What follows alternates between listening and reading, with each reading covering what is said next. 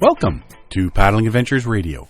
I'm Sean Rowley, and with me is Derek Specht. Merry Christmas! Merry Christmas, happy holiday seasons, greetings, and all the rest. Yeah. You are listening to this. It's dropping on the 25th of December, Yes. Christmas Day. So I know everybody's up listening to this. Have we had one drop yet on Christmas Day before? Don't think so. Yeah. I don't think so. Close to, but I don't think on Christmas Day. This is your Christmas present, listening to us yabber. That's not a good What'd you Christmas get present. us? What did you all get us? I hope you're with the ones you love, or at least the ones you can tolerate. Yes. Hopefully you got some really cool stuff for Christmas morning here and whatnot. And if you don't like it, hopefully you can exchange it for something you do Or like. give it to me. Or just give it to us. You're getting the tie and socks and underwear that don't fit. Yeah, there you go. And food. Lots of food. 'Tis the season. We were chatting beforehand about cranberry sauce. Oh, yes. I'll eat that stuff on everything.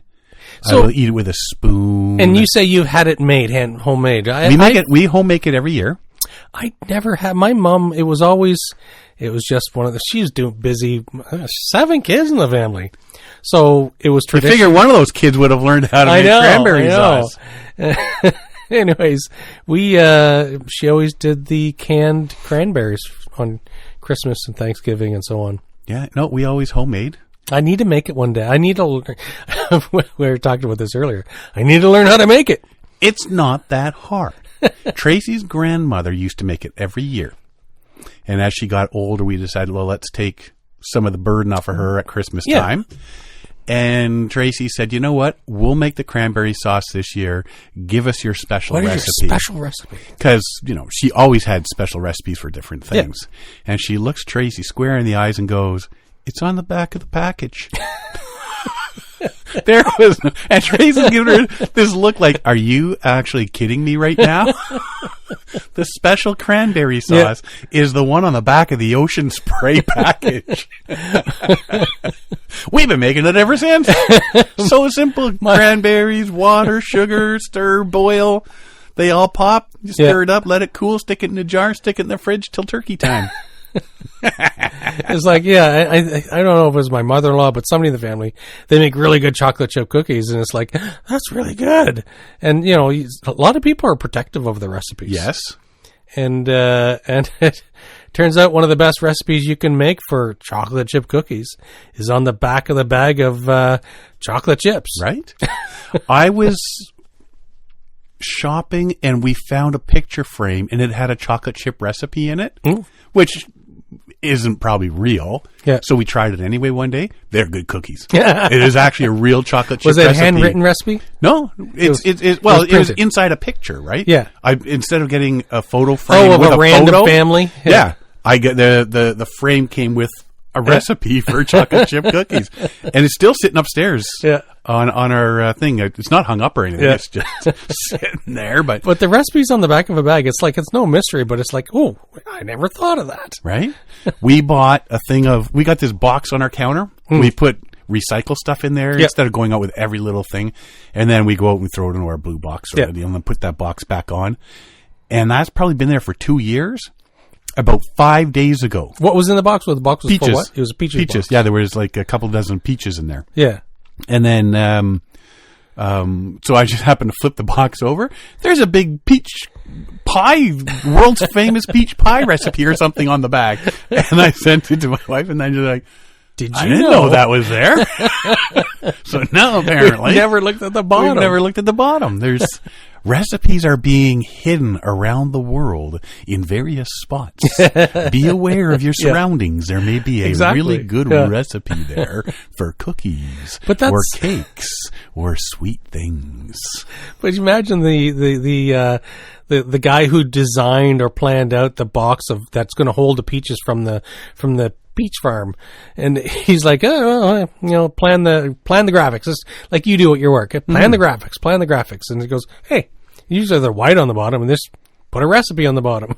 It's like, that's brilliant. So somebody says, look at the recipe. You pick up the box, you flip it all over. All the peaches fall on the Peaches ground. go everywhere. They're all bruised and rotten. But you got that recipe now that you can use those bruised and mangled peaches because you're not going to eat them. Yeah. Oh, marketing genius. I know. He's a genius, that man. Oh, yes, 'tis the season to be jolly and all that. Most of my snow's gone. Yours is too. Yes. I was excited because we haven't had a snowy Christmas in quite a really long time. Yeah. Yeah. And even still, what's there that I wouldn't consider snow. Yeah. It's leftover slush. That's all it is. Well, I thought it was raining when we had snow the other day. It rained this but everything morning was in Bowmanville. Everything was melting already off the trees. Yeah. And that was the sound that you were hearing. Oh, okay, yeah. Was it melting off the trees into the little bit of snow that was there and then was gone by the time I came home. Good times. Good times. But you know what this time of year is good for? What's that? Trip planning. Oh, yes. Absolutely. Because, the majority of people aren't on the water around here anymore. Mm-hmm. As we refer to it in the northern hemispheres, hard water season is here. Or cabin fever season. Cabin fever season. People like to grab maps, books, and head to the internet and plan trips for the next summer, which I do a fair amount of because, Google Maps is your friend. Back in September, go back a few months. Use the Wayback Machine. Kevin Callan wrote an article for Paddling Magazine entitled, Adventure is Being Planned Out of Existence. I'm a planner. But that's why it caught my eye. He asks the question if we are taking the wild out of wilderness by competing to book campsites 5 months in advance and previewing tent pads online. So when you go through it, it's more than not necessarily planning your adventures. It's reserving everything and making sure everything is just right, leaving nothing to chance. So the article, he says, I was driving home from a presentation in northern town when it became obvious my long drive wasn't going as planned. Construction delays, traffic jams, and I was getting very sleepy. So I chose to check into a cheap roadside motel for the night. It was the safe thing to do. I had no reservations. I just pulled into the first rundown motel I came to. And that's how horror movies start, by the way. Yes. It felt spontaneous, like a John Wayne Western, riding all day and sleeping wherever the wilds of the Rio Grande allowed. Small, unplanned act filled me with a sense of freedom. That is until I saw the no vacancy sign. Even the open road, the last bastion of freedom, now demands a reservation. Gone are the days where you could set off on a whim. I soldiered on by turning up the music, rolling down the car window a crack. Sometime between Tom Petty's Running Down a Dream and Gordon Lightfoot's Carefree Highway, a bulky moose blocked the roadway. Swerved into the ditch, narrowly missing the moose. I ended up sleeping in my car. Enough of this. I'm of going to that. take a nap. Groggy the next morning, my road trip disaster got me thinking about how reservation systems are creeping in everywhere, shaping how we travel and adventure. Case in point, the French River Provincial Park, a backcountry area he's paddled for decades. In November, Ontario Parks announced the park would move to a site-specific reservation model for all backcountry paddling campsites. Instead of reserving a maximum of 2 weeks in advance on large zones and not being sure exactly where you would sleep, paddlers can now book specific campsites up to 5 months in advance, complete with photos. Nothing says wilderness adventure like previewing your tent pad on a smartphone. True. Yeah, the whole reservation thing is becoming a bit of a... Well, I think because, and again, since COVID, a lot of stuff like this have changed. Yeah. It like the backcountry and camping has never been more popular. Like it was popular in the 60s and 70s, and then went into a lull in the 90s and early 2000s, and now it's back with vengeance. And yeah, it's like it has come back with a vengeance, and there's more people out there. And so what is it? Ontario Parks is what is it, 34 million, 32 million. They're driving into the parks or something with all new sites, adding a lot of electrical sites. There's a higher demand for serviced sites and campgrounds now.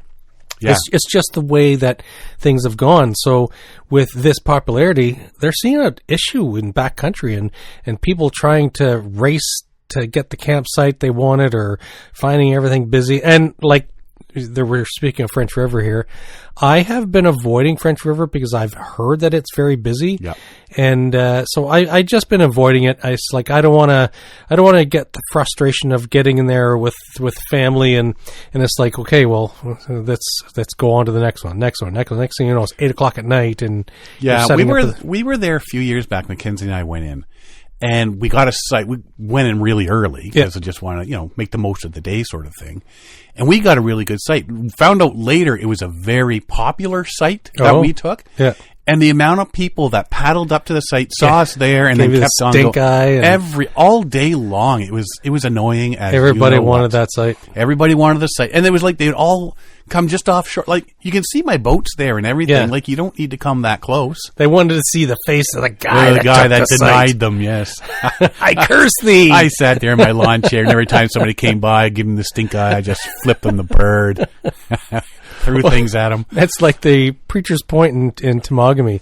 I've always wanted to stay on that site, but I've never seen it available when I've been wanting to stay on it. I've passed through on day trips and stuff. And it's like, oh, it's available. So you walk and check it out. But it's never been available. So it's a very popular site. And it happens. Site-specific reservations aren't new. Many busy backcountry parks use them. For northern parks with fewer visitors, like Quetico, you can still roam freely, stopping wherever you please, just like it's always been. I prefer that.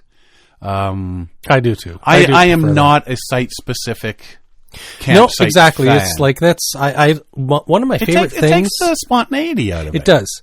And one of my favorite things is to just stop and look at campsites and so if you get in early enough and if you leave site at like 8 or 9 a.m. it's like, well, I only plan on being on the water for 4 or 5 hours, and so about 2 p.m. maybe it's like, hey, let's start touring sites and see what we're like. Hey, this is a nice one. Or the one we were just on, somebody's got toilet paper flowers everywhere, and it's like it stinks. Somebody left garbage in the garbage fire pit. Or you got 2 tents and there's only enough room for 1 tent. Exactly. There's that. Then what do you do, right? So yeah, it is nice to roam and see what's the best, and maybe next time it's like, oh, I'm going to come back to this one next time type thing, right? Yeah. Like I say, I'm not a big fan of. I like the way where it's like, okay, well, this is the lake you're going to stay on. Yes. Then you've got your choice of 7 sites on that lake. Exactly. I still will prefer that to the day I'm dead. Change comes because French River is getting busy. User satisfaction was dropping as paddlers spend hours searching for or racing to open campsites. There's a guy across the lake, paddle faster. Yeah. He's going for our campsite. For many, site-specific reservations seemed necessary. Policy change might reduce campsite conflicts, give more campers peace of mind, and help park officials crack down on litter and unsafe campfires. I have recently read social media thing that they had, whatever park they were at, they had a site specific, and somebody took their site and refused to move, even though that is our site. Here's our permit that says this site number. I moved in anyways. I guess we're sharing site tonight. I guess so. While these changes aim to improve, they fundamentally shift the wilderness experience into something less wild. And that's the big thing right there. Yes. Are you going out there to, if everything's all pre-planned and like that, you might as well just go to a drive-in campsite. Exactly. Go to Mule Lake. Right? You're not really experiencing the wild like that. They erase the joy of adapting to conditions and roaming. Worse, they increase the risk of paddlers pushing themselves too far, battling wind and waves to reach a reserved site. On the French, the risk is real. Its lower reaches empty into Georgian Bay's ocean-like waters. If you've ever been camping on the open rock at Georgian Bay, that wind sometimes can come up huge. It could, yeah. That could be, I don't know that depending on the season, if you look ahead, weather ahead, it's like, avoid those. Yeah. This isn't just French River problem. Across North America, parks are changing regulations and reservation policies to manage growing tourism. U.S. national parks like Arches, Glacier, Rocky Mountain, and others have implemented timed entry and day-use reservation systems. Algonquin Park has done a day-use reservation system. Yes. To limit the amount of people that can come in and use the trails and everything each day. And so, just sidebar on that is we almost always buy the yearly Ontario Parks Pass. Yeah. Even with the yearly pass that you pay ahead, like whatever it is, $120. So you can just enter any park. This is your pass to enter. But with a lot of parks, you still have to like Algonquin Park. You still have to reserve that you're going to be there that day. At that time. And it's like, but I already have the pass. It's like, no, we have timed entries. We only we can't afford to have the crush of population. And if 1,000 people want to walk that trail today. Yeah, everybody's out. Yeah. So it does make sense. If there's that many more feet on the trails, then I accept it. I get it. I understand it. I may have paid for my yearly pass, but I have to follow the system. And I think there's a big difference between the front country and the back country when it comes to this sort of thing, though. Oh, yes, absolutely. Yes. Because front country, everybody can get to. It's jammed. Yeah. It's absolutely jammed. Yeah. I remember being out in the Rockies and Johnson Canyon. We went to see that.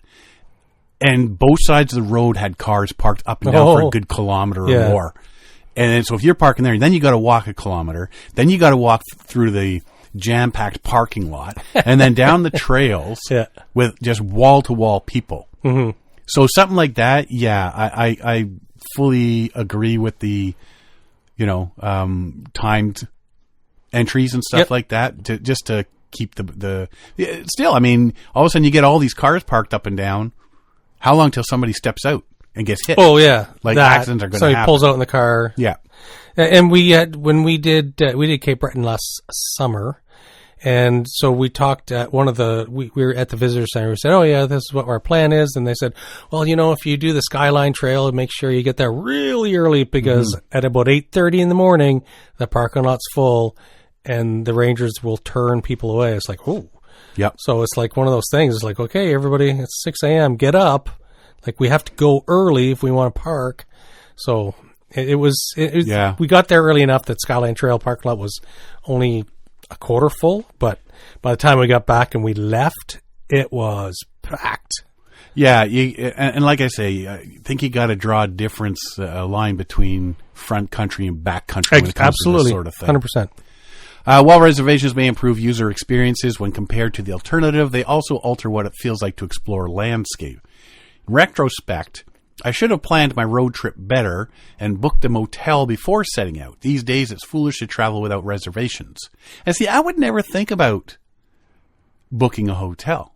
Or motel. We're going to, we're going to go, and then, I didn't expect all that traffic. I didn't expect all the, extra stuff that held me up and kept me, a lot longer than it should have taken me to get home, where I'm starting to get extra tired.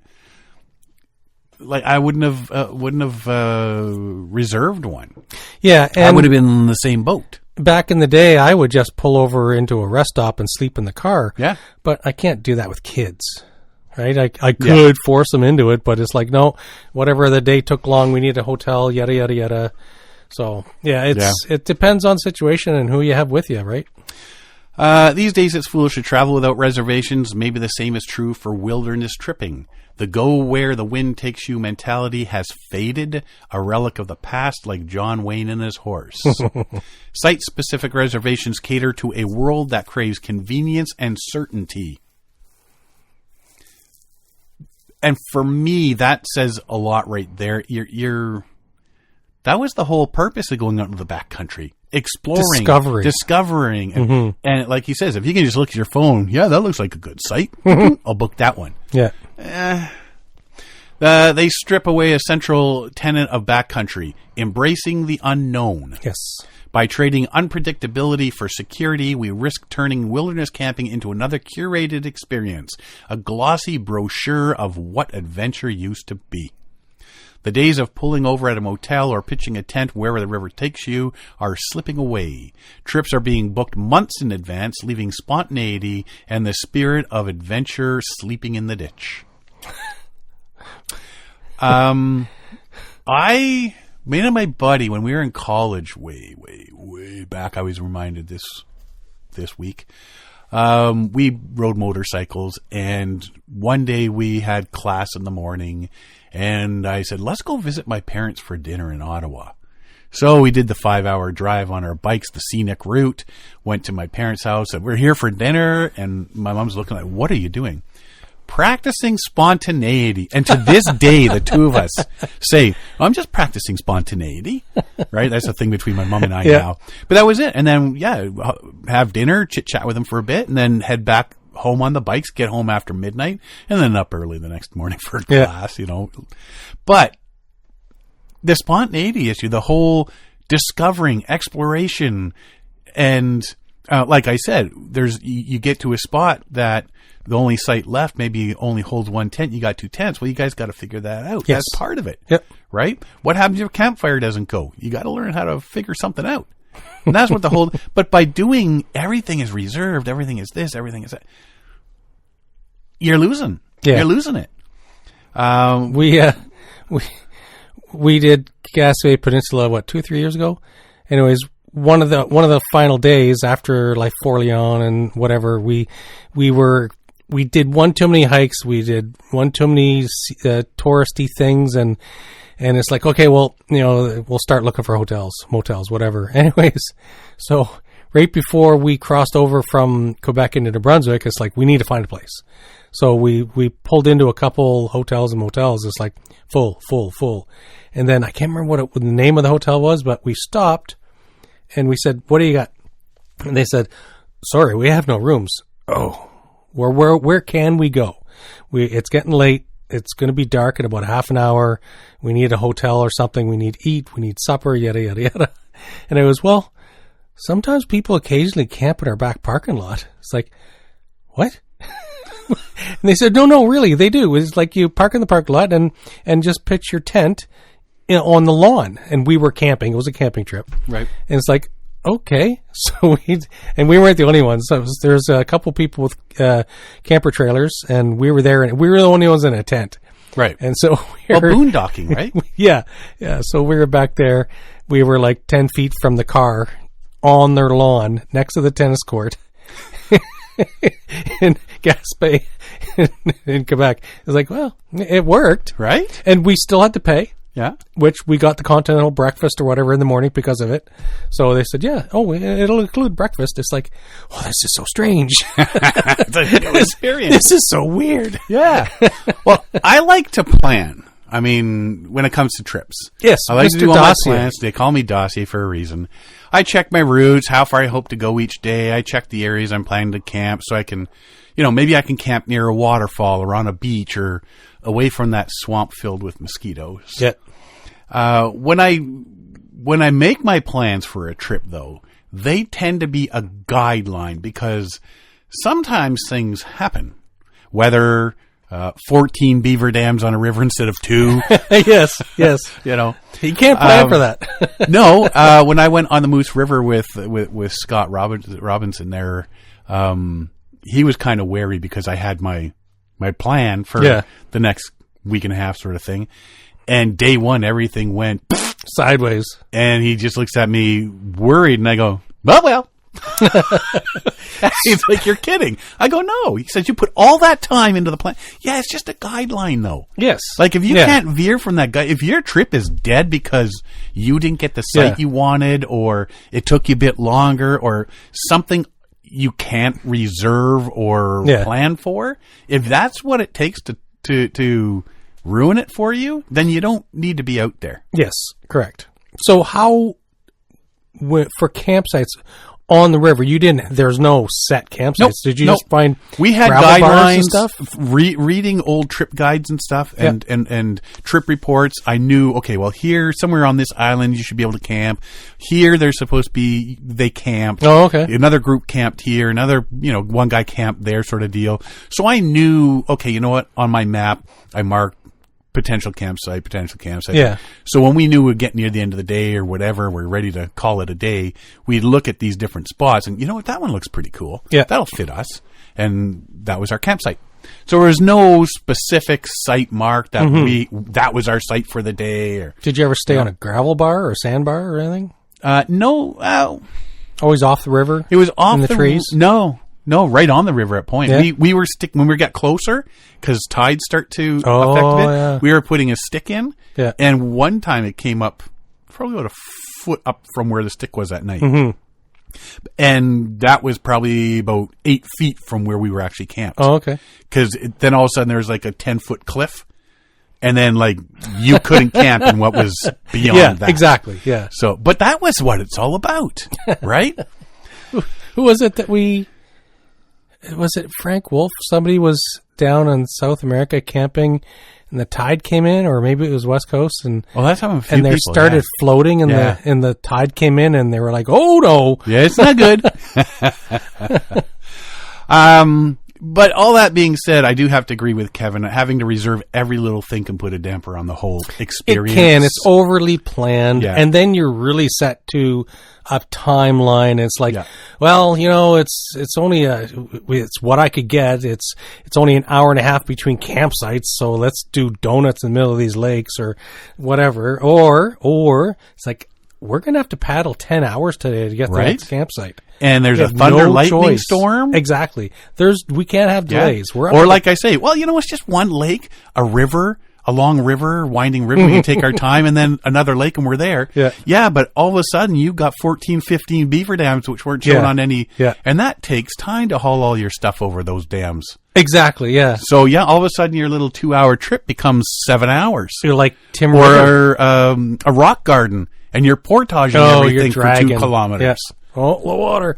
Like Tim River is very hard to predict. Yep. One of the first times I did Tim River, we got on the Tim River, planned it out, got in off the portage, and it was like, well, I was expecting this to be 3 hours, not 6. So we were in after dark on Shelter Jup Lake, or whatever it's called, and it was like, whoa, I did not think it was going to take this long. Yeah. You don't know. Especially going to new areas, right? Yeah. So when you're reserving sites, lakes, parking, trains, et cetera, it does take some of the adventure out of the whole thing. I think that's part of the reason why Crown Land camping has become such a big thing over the last few years. That and the fact that it's free camping, that doesn't hurt. We're having to go farther and farther away to get good camping and canoeing. And do you want to travel for 6 hours just to find out there's nothing left because you didn't reserve? Exactly. So you're having to go farther. Now all of a sudden your 6 hours becomes 8 hours. Yeah. I know Algonquin had the not reservable sites at some of the campgrounds. Mm-hmm. So, okay, we got to be there when the thing opens just to find out there's 10 other people before you waiting for one of those 3 Yes. non-reservable sites. So now you've driven 4 hours not to have a site, to just drive back home. It's like, oh no. It's taken, yeah. Maybe the question is, are there too many people going outdoors now? I mean, that's the can't thing say is there's- getting everybody out there. It's good to get people out. I don't want to say there's too many people out there. It's a big catch-22, isn't it? It is, yeah. Like, let's get all the people out there. Whoa, not that many. Exactly. Let's not go crazy. I didn't mean everybody. I mean, there's only so more. many spots people can go, Yes. right? And when the big increased population, all of a sudden, this park, it had, 100,000 visitors last year. It's had 350,000 this year. Yeah. And It can't handle that. people are loving it to death. Yeah. Getting online for 7 a.m. to grab a spot 5 months Yeah. down the road is getting very tiring. I don't like the games people play when they do that. No. Now I'll have to drive 10 hours away so I don't have to fight the fight, right? Mm-hmm. Like, Yeah. I don't want to deal. No, I'm not going there anymore. I don't want to get up at 7 just to click.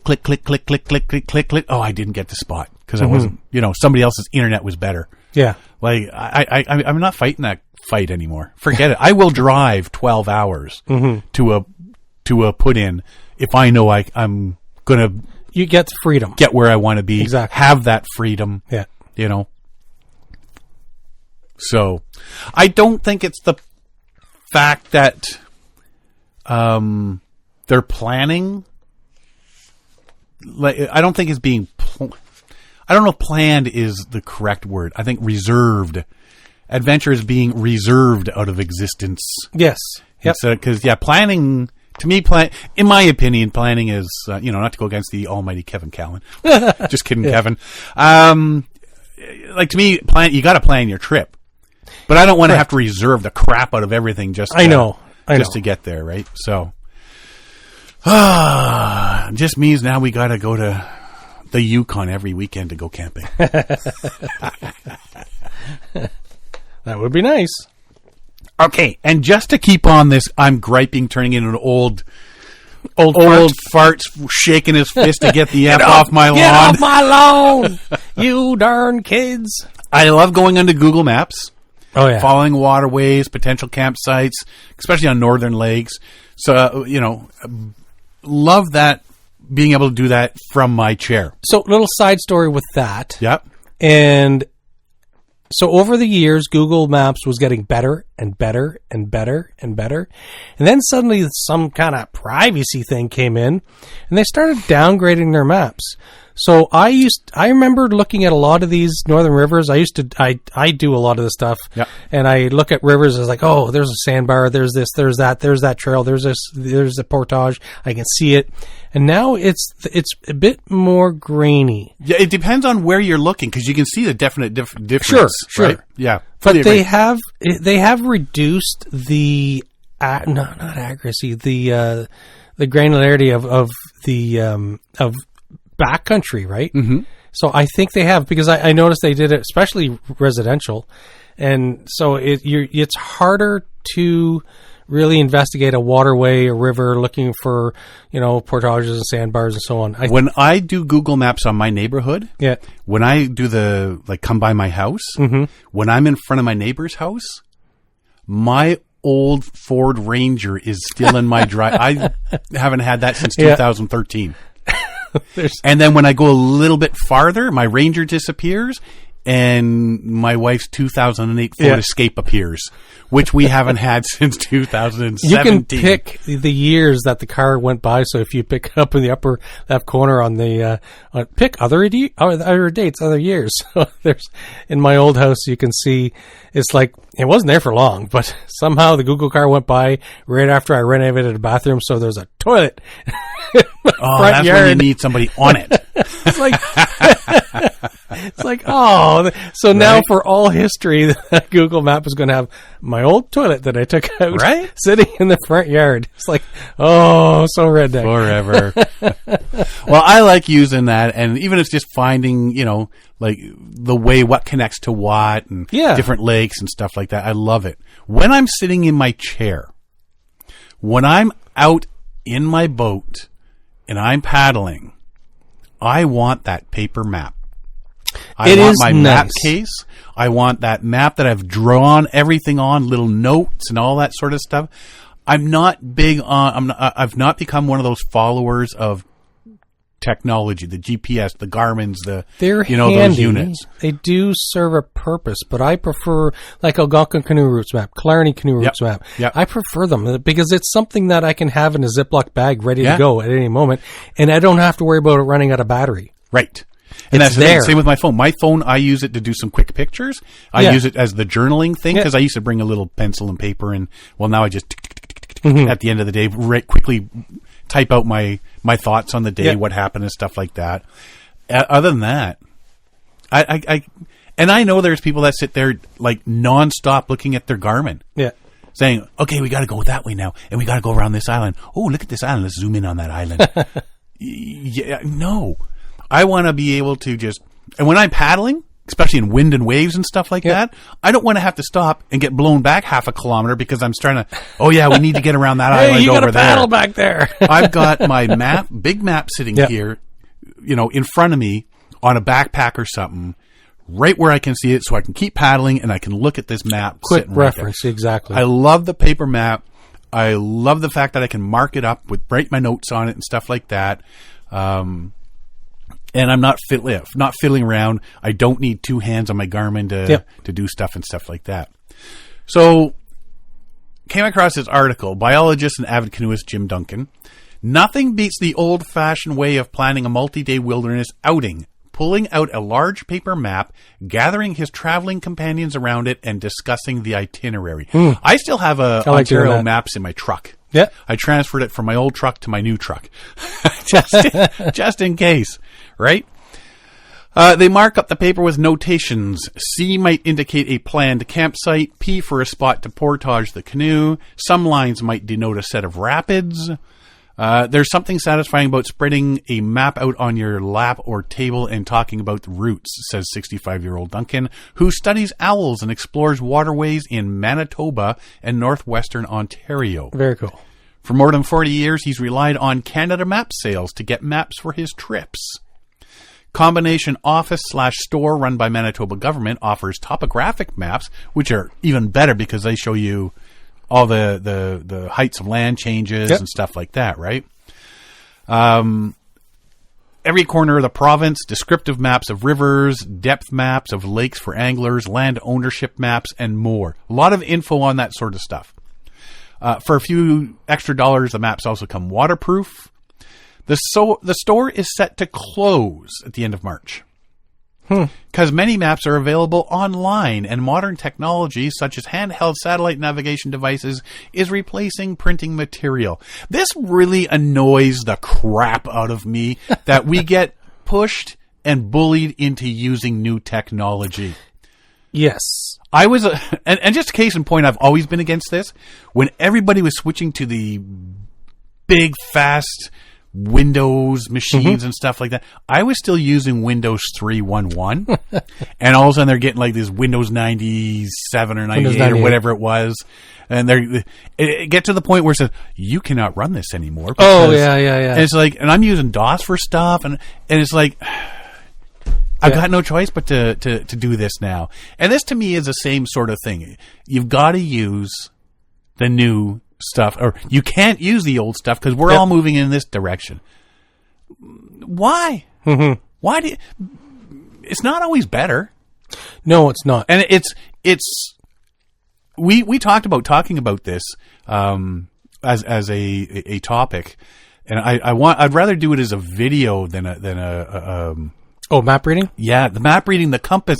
How many people do you know can actually sit down with a map and compass anymore? It's a lost skill. It really is. When I was in the military, we did a lot of map reading, and I experienced a lot of that. Like, you know, if you're 1,000 meters away from two radio towers, you can measure the distance between the two radio towers by the little digits on your compass and so on, right? There's all these things, or just taking a transit from 2 points, 2 mountaintops, and drawing it out on your map, you know exactly where you are, right, by transiting those lines to those 2 points. It's one of those skills that are being lost. And I don't know, like, I've been thinking about us discussing this topic on the podcast is like, you know, hey, it's winter. If you know, instead of getting to the doldrums and just between outdoor shows and stuff, like, there's lots of courses. There's a few courses online you'd have to pay for to learn map reading skills, but there's also a lot of free ones through the government. Right. So it's one of those skills that I think everybody should have. Yeah, you don't never know when zombie apocalypse is going to happen. Well, and just sort of a side to that, my old compass had the round compass part, plus it was a plastic thing that had different marks and stuff for different measurements and that, and it had a little magnifying glass in the middle. So if you could look at your map better, that magnifying glass also started fires. Oh, yeah, exactly. So if you're out there and you're lost or something like that, I could just start a little campfire with that magnifying glass in the sun. Yeah. But it's really becoming, like I say, newer isn't always better. And I deal with a guy at work every day who looks at the latest and greatest technologies and wants to update everything constantly. And it's like, you just want to spend the company money is all you want to do. And it gets tiring listening to, this is the best thing since sliced. No, it's not the best thing since sliced bread. It's the newest thing since sliced bread. It's just the newest thing. And it can fail so easily. It really, I'm getting tired of it. So they're setting to close because of modern technology such as handheld satellite navigation devices, and is replacing printed material. Mass majority of people getting it online anyways, so we're looking just to facilitate the process along as opposed to kind of the old school method of getting these printed maps, says the Manitoba Environment Minister, Mike Moyes. Digital Manitoba will continue to be available through a variety of existing sources, such as Natural Resources Canada, private companies, and for fishing purposes, angling maps at the Provincial Natural Resources Department. Certain suppliers also offer printed maps that can be sent by mail. Some sold at the government store are already provided by companies that also sell direct to the public. But for some nature lovers, the ability to have one-stop shopping for a variety of printed maps will be missed. I think Ottawa had the map store as well. There was. And I remember buy everything. I remember ordering topographical maps from. Yep. And I mean, unless you got a big printer, buying these things online or downloading these maps online and then having to print them out. Yes. If you want anything with a good view, you're printing out like big and then having to tape them together. And I remember it was early 2000s. I was ordering maps online and going into Gagnon Sports in Oshawa, looking at topographical maps, and it's like, oh, paper copy. It's like, oh, I could spend 3 times the amount to get a waterproof one. So if that was, I remember back then, it's like, oh, you can get it waterproof, right? And so I never did buy the waterproof ones because it's like, oh, that's real. I didn't have much money then, and it's like, oh, I'll just buy another one next year. And so it's those maps. Those are priceless to have something like that, and especially waterproof if you're in a downpour or out in the middle of nowhere. You need to know what the top topography is like, and I don't know. It's nice to have the paper or laminated. Back in the day, I used to laminate maps. Yeah, I got a laminator at work. I used to laminate my own maps to pre-mark them up on the hiking route that we're going to take through the mountains and laminate them. And then I had a grease pencil that was in the tube with the map, and it hooked off my belt, and you just mark on the laminated map where we are, where we want to go, the ridge line, yada, yada, yada. Any weird things you find? Exactly. Yeah. So Duncan says he uses digital technology when he's on trips. Handheld satellite devices are great for determining an exact location, but electronic equipment can experience glitches and batteries run out. Marguerite Roger has for years ventured out into the wilderness to explore rivers and lakes, armed with a canoe, compass, supplies, and printed maps from the government store. The maps are actually critical for safety, for 100%. starters. Yep. 100%. They show you different features that then end up being part of where you can plan your route or where you have to be careful with things. Because I got an old Garmin down in this big pile of crap down there, you can see. My brother gave it to me because he had no use for it. He got it for free or something like that. And it was cool to use. Yeah. I mean, oh yeah, look at that. But it did not show you everything the map does. Nope. Not even close. I'm sure, with technology they're better now, but, still. The first Garmin I had, I can't believe I remember it. It was a Garmin eTrex. There was no mapping. It gave you coordinates on the screen, which you then had to take from the Garmin and mark them on your paper map to see where you were. Right. So you'd the lat long and the minutes and the seconds. And it's like, oh, here's where we are. Right. And then you go on the topo map and say, okay, we got to go follow this ridge and climb over that and yada, yada, yada. So that was the first one I ever had. That was a long time ago. You're old. That was like 1996, 98. That was way back in the 1900s. I can remember. 98. I think it was 98. That was a long time ago. Printed maps offer bigger picture of your trip than digital ones. Being able to mark up printed copies with notes is important as the information can be shared with other paddlers. There's been times where I've pulled up my canoe against somebody else's canoe, and we've each pulled out our maps and said, do you know about any camping spots in this particular lake? Or how is this particular portage, she says. That just happens, that doesn't happen that same way with digital maps. You can fold it open and see where you're going or take a look at where the next day is going to take you. Colin Kyle, a scout leader and president of Paddle Manitoba, said the government store has produced customized maps tailored to exact areas of his planned trips. Exactly what I'm saying is you get that, download that map, and you've got to then copy, paste, blow up, all that sort of stuff, right? And not everybody has, top-notch printers either. I could merge 3 or 4 maps together, he said, adding such a service may be harder to find or more expensive at other vendors. Moy says closing the store means 4 positions involving a cost of about $570,000 will be redeployed to other government areas. Huh. The province plans to provide a list of alternative vendors on its website.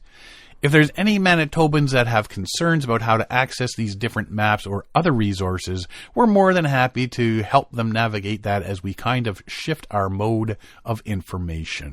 It might be good, and it kind of makes me think about it too, is like, maybe I should, like, of some typical areas that I go to, I buy some paper maps. Maps don't change. If you have a topographical map, that's pretty stable. Like, well, unless you're the Mississippi River, but well, true. The only thing you really have to adjust to every year is the magnetic declination. Mm-hmm. Like in any given year, because the magnetic North Pole does move every year, and so it does transit. But maybe it's just all of us getting older too. Like, I still have records. I still have cassettes. I have CDs. I want that physical piece of music in my hand. Yes. If I'm buying somebody's album, I want that album. I don't just want the files on a computer somewhere or my phone. Yep. I want that album in my hot little hands. And the same with this. I don't want to just look at some little screen. I want to be able to look at, well, here's where we are.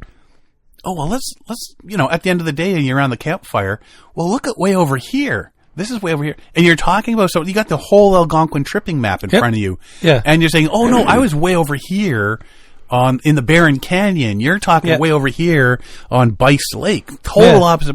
And if you're on your Garmin, you're fidgeting and you're fooling around trying to scroll and all. Whereas you got this map, you're there. 2 points, 2 seconds. It's so easy to see and understand it. Yeah. Damn, I'm getting crotchety. Well, you know what? Our skills are going to come in handy when there's a gigantic solar flare and we lose all power. And I'm keeping a list of all the people I know that are so big into the technology stuff. And when they come crying to me because I know how to use a compass, show me how to use a compass. I'm turning my back and walking away. I'm letting you are the bears dead to me. Yeah, yeah, Mr. Garmin, Mr. GPS. Not that I have anything against Garmin's, just the popular brand. And get off my lawn. Go and check my maps. Yeah. If you knew how to read a map, you'd know where my lawn was. Use your compass and navigate your way off. Oh, you can't use a compass, you say. You want to buy a house? What? No. What? No? Where did that come from? What? No? I have a house. Paddling northern Minnesota's Vermilion River is one way to make the scenic journey to Crane Lake, picturesque gateway to both Voyageurs National Park and Boundary Waters Canoe Area. Sounds cool. A secluded log estate on the Vermilion River has been listed for $1.5 million US, which is about $800,000 billion Canadian, is ideal for accessing the region's wildest woods, with a boat launch and nearly 560 feet of shoreline, beckoning each adventure. Most of the river is wild with very little development, excellent fishing, lots of wildlife, and navigable in a motorboat or canoe to Lake Vermilion, Crane Lake, portaging around the rapids, the listing says. 9.65 acre estate. That's a lot. Features a 2,667 square foot main home. Wow. A year-round guest home above a 6-stall detached garage and 2 guest cabins. This is sounding amazing.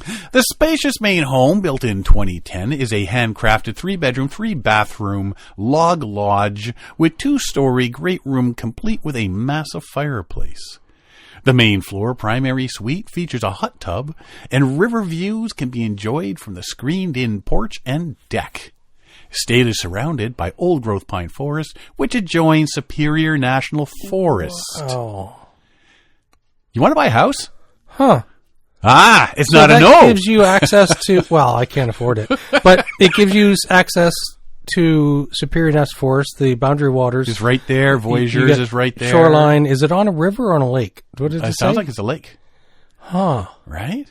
Vermilion River. It's a bit of a commute, though. Dude, if you can afford 1.5 million US, you would not be commuting. True. Do you know anything about GoFundMe pages? Asking for a friend. Yes, I know. Eh? Well, you know what? If you got this guest cabin or 2 guest cabins and a guest home, you could have a bunch of people come up. All your friends would constantly be there. Exactly. Yeah. Right? And charge them all $1,000 a night. To make a teeny tiny dent in your 1.5 million. I know. Right? If you're interested, 7236 Far North Road, Bike, Minnesota. Spelt B-U-Y-C-K, pronounced bike, apparently. Check it out. I mean, it's a pretty cool looking thing. But, I mean, it could be a rundown shack, but if it was there, and you could live there, it's the price that gets me. You're Googling it. I'm Googling it. That's why I'm kind of quiet right now. I guess you missed that one. North Road. Bike, Minnesota.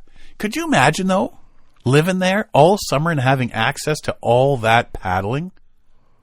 It's on Zillow. That would be astounding. Oh, look at that. That's what I'm saying. I think that's what I said. What a nice place. Oh, look at the stone fireplace. That's amazing. It's huge. It's like 3 bathrooms. That's 1 bathroom from every 2 days. Monday, Tuesday, Wednesday. And then Thursday, Friday, Saturday. That leaves Sundays. Sundays you get to pee out in the woods. There you go. 3 bed, 2 bath, 2,700 square feet. Huh. 9.65 acre estate. What's the taxes? That's what your friends are for. That would be cool. That'd be cool. I just Googling stuff and I found this. And I'm just like, really? And the Boundary Waters home? It's like, ooh. Oh, it's right next to a campsite. Really close to a campsite. See? Better not be on my lawn. Is that a river or a lake? It's a very long lake. Or is it a very wide river? It's called Vermilion River. It's definitely in the state side of everything. Yes. Which is why I'm saying it's like $850 billion Canadian. Huh. Yeah, I mean. Plus taxes. Plus. So if anybody wants to donate to our GoFundMe page. So it's south of Voyageurs National Park, east of Couchiching State Forest. And it adjoins the Superior National Forest. It's, how do you say that? Kebatogama State Forest. It's in that, isn't it? Mm-hmm. So there's a lot of old growth and everything around there. Yeah. By the sounds of it. Northwest of So Superior if anybody National has 1.5 and wants to buy this house, we'd be more than happy to come up and go on a canoe trip with you. Yeah, type in the address and go to Zillow and it's 7236 Far North Road, Bike, Minnesota. B-U-Y-C-K, Bike. It's only 15 years old. Who builds this and it moves away right away? I don't know. Not me. Maybe they discovered all the mistakes and are building another one. Anywho. Island. There's an island in the kitchen. Right. Very modern furnishings. Right. Big bedrooms. Office. All log. A lot of woodwork. Stone. Look at that. Stone shower, walk-in shower. Huge. Good times. Good times. Yeah, this is amazing.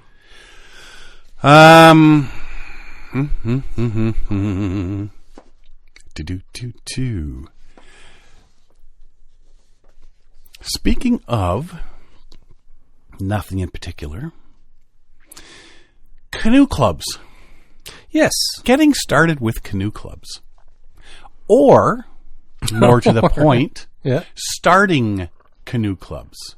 They've all got to start somewhere. Somebody along the line goes, you know what would be good for here? Is a canoe club. Okay. So looking back at it, 20 years from now, people go, oh yeah, the one day he decided.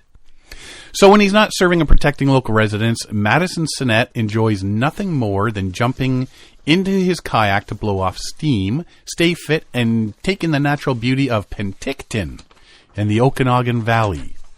Sinnett, a member of the Penticton RCMP, is hoping to share his passion for paddling by organizing a Penticton-based kayak and canoe club in 2026. So somewhere along the line, somebody has to go, you know what? You know what would really be cool that a lot of people could benefit from? Mm-hmm. Kayak canoe club. Yeah. And like I say, 20 years down the road, somebody will go, hey, that Madison fella was onto something, apparently. Yes. But Penticton, I would think they'd already have one. Well, they don't have one of those. Okay. However, our buddy Mike Nichols, who lives in that area, he says he's going to reach out and check on progress. Mike says our Dragon Boat and Outrigger Club is currently in negotiations with the city to help build a new boathouse. I wonder if they'll point him in our direction to consolidate operations. Because one of the things he's looking for is space for equipment and gear. Space for equipment, gear, and all that sort of stuff. Yep. And he's hoping to get a grant and some money and hangout location and whatnot. Yeah. So he's originally from Saskatoon, spent much of his life there, and developed a deep passion for kayaking, one that nearly carried him to the Olympic level. Wow. Came close to qualifying for the games and competed nationally and internationally. 2016, he became moved to BC and accepted a position with the RCMP detachment in Oliver, which is where Michael's from. Then he's been with the Penticton RCMP for the past few years. And like many who relocate to the Okanagan for work, he says he feels fortunate to live here and wants to give back by sharing his favorite pastime with the community. So I'm putting my heart and soul into this because I'm passionate about it. I started with the Saskatoon Racing Canoe Club when I was 13, loved it right away, paddled there until I was 22. When he decided to become a police officer, he set aside his Olympic aspirations but never stepped away from the sport. I've used my training to maintain my fitness, and I just love it, he says. Now that I have 3 kids here in Penticton, I'm looking for a way to get them involved as well. Given the popularity of dragon boat racing and other water sports in Penticton, Sinnett said he was surprised the city doesn't already have an organized kayak and canoe club. Always thought about starting a club here, and I was shocked there wasn't one for kayaking, canoeing, or even rowing. I knew about the success of the Dragon Boat and Outrigger Club, but that's a completely separate discipline. Is it? Yeah. Yeah, I mean, kayaking and canoeing, You're you right. don't have, Yeah. like 10 people in the boat with you. Fewer people. And if there are 10 people in your boat, yeah. His goal is to establish a canoe and kayak club in Penticton as soon as possible. He's going to present his proposal to Penticton City Councillor on January 20th, outlining his plan to launch the club. He's going to be asking council to consider some type of lease agreement to provide land use for the club. He says, right now I don't have a location. I'm looking for permission to use a piece of land and to get things started. Hence why Mike says, I wonder if they'll point him in our direction. Yeah. I mean, it can be... Combine efforts. Yeah, Dragon Boat, Outrigger, Canoe, and Kayak Club. Yeah. Right? And that way all the money can go into You can that boat consolidate. house There's, yeah. Yeah, all that sort Which of is stuff. why right? there's always mergers with big companies and their Yeah. combined efforts and reduce costs and so on. To begin, I'm hoping council will be able to be open to something temporary to get the club up and running. Long-term plan would be build a formal boathouse with washrooms, change rooms. Initially, we may have to use sea containers. I'm still working on those details. Also, finalize a GoFundMe page to help raise startup funds. So, I got the city, and I know the city is consulting on what to do with that Esplanade area, but ideally that would be a great spot. So he's picking out spots already. Yes. Plans to offer on-water training planning programs for all ages, youth summer camps, competitive programs from youth through seniors, boat storage for recreational paddlers, which is always a plus. We'll need storage for non-motorized watercraft. I'd like to offer programs for adults and masters athletes. I want this to be a club for everyone. Also plans to meet with the Penticton Indian Band leadership and the local school board to explore programs for band members and school-aged children. Interesting. Once the club is established and regular training sessions are in place, he hopes to organize regattas for athletes interested in competing against other clubs across the region.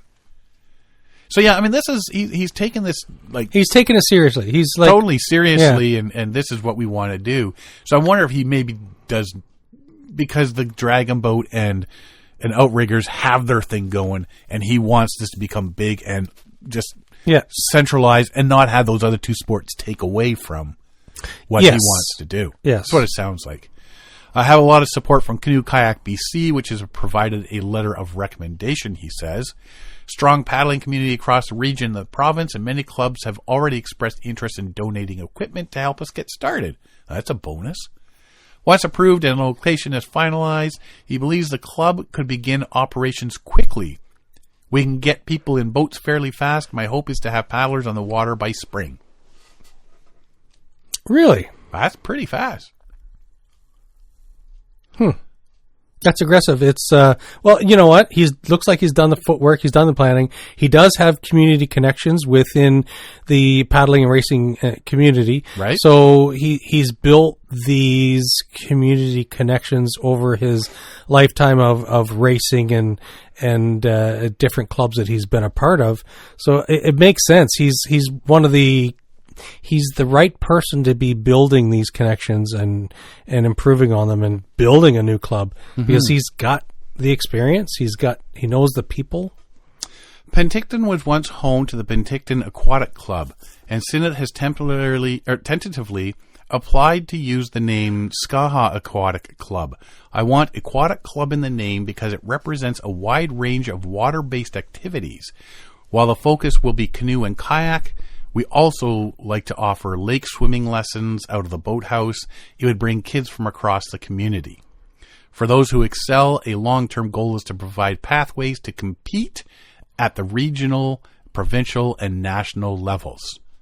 So if you want some more information, if you're in the area, he can be contacted at Skaha Aquatic Club, all one word, at gmail.com. He's already nailed down the name. Probably has the same website and everything. Yeah. So yeah, you can find out more information. And like I say, Mike is going to check into that and see what the dealio is too. But if you're asking for money from local governments and stuff, and there's already a canoe club, like Mike says, I wouldn't be surprised if they say, listen, why don't you just merge with these fellas? Because we're looking at maybe giving them money for new boathouse. And then we give them a little bit more, they can accommodate you guys as well in this new aquatic club.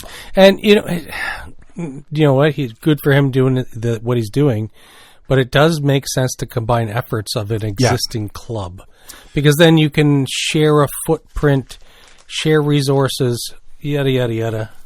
Yeah, and like I say, which is the whole point of this, at some point, somebody's got to start something. And it's nice to, right at the beginning say, hey, like this dude's now stepped up and said. Yeah. So there's still people out there these days saying, hey, you know what we need? We need a new paddling club, or we need a new group to do this, that, and the other thing. And it's real. It's not just something on a Facebook group or something like that, right? It's an actual boots on the ground sort of thing, business, real walls, brick and mortar, as you say, sort of thing. And hopefully for him it takes off. And whether it's in conjunction with the Dragon Boat and Outriggers or totally on their own. Hopefully it takes off. And like I say, in 20 years, remember the day that guy, right? Yeah. It's nice to see people are still out there trying to keep things going, even in these days and times. Absolutely. It's tough out there. Yeah. And you're building your own community. Yes. So you're building your own community that you're interested in. You're just going to get like-minded people doing the same thing you do that you want to do. So it totally makes sense. And I can see it's going to draw people in, but he's got the interest. So he's building his own community around himself. That's brilliant. Yeah. So good luck to him. Hopefully it works out. And then if you go do... a little circuit with said Barron Lakes Loop. Yeah. Yep. Then maybe you stop in and see what's happening with this canoe kayak club. I keep meaning to Google and find flights, but there's so many people say, "Oh, careful! Make sure you already know what you want," because as soon as you start dropping those interests into the algorithm, the prices start jumping up. Google sees what you're doing, and airline companies see what you're doing. So I need to say, yes, this is the date. Go to Trivago. Yeah. Make sure you have your teeth done first. Yeah. You know what I'm talking about. Yeah. That guy that's on those commercials. Yeah. Can't stand that commercials. But maybe you can drop in and see how that canoe kayak club's doing there in Penticton. Mm-hmm. Dun, dun, dun. See, that's just 100%. Yep. Just more. Oh, I've got to go out there to BC to do some research for the show. Keep a few days free on the front and back end, and see, do a touring around, and see. There you go. All right, I'm there for you, buddy. That's all I got this week. You got anything else? I do not. I'm still looking at photos of this house. Well, apparently nobody's getting anywhere Christmas now because you're going to be saying that.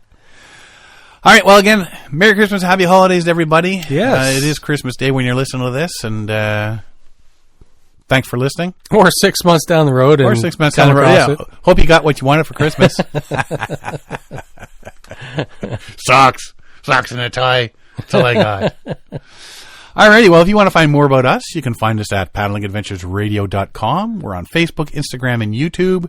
You can download or stream our episodes on iTunes, Apple Podcasts, Spotify, Podbean, iHeartRadio, Amazon Music, Player FM, and all your favorite podcast downloading sites. Or just go to the episode page at paddlingadventuresradio.com, and you can stream or download all our episodes there. If you enjoy the podcast, please share it with friends, family, and fellow paddlers. I want to thank everybody for listening this week. I'm Sean Rowley. And I'm Derek Specht. We'll see you next time.